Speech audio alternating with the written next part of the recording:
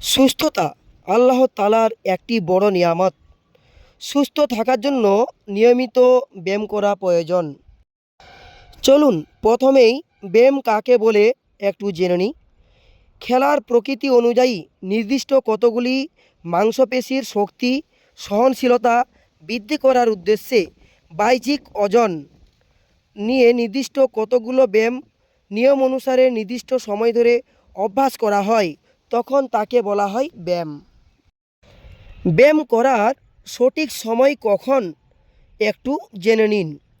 সকালে ঘুম থেকে উঠে ব্যায়াম করা দরকার এবং সন্ধ্যার আগে বিকেলে নরম আবহাওয়াতে ব্যায়াম করা খুবই ভালো।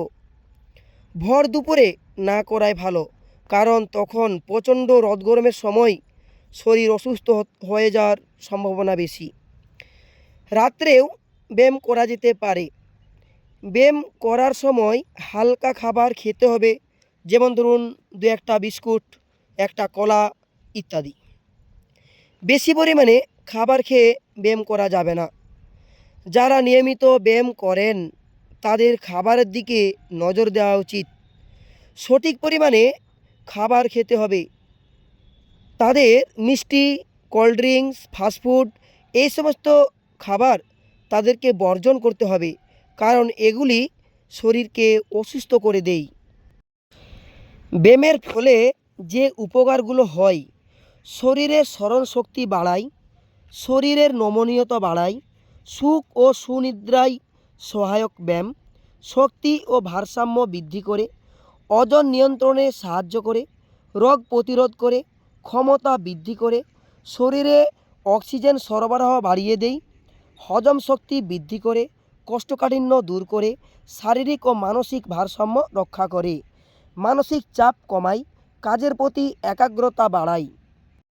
শরীর সুস্থ রাখতে প্রতিদিন নিয়মিত নির্দিষ্ট সময়ে ব্যায়াম করুন।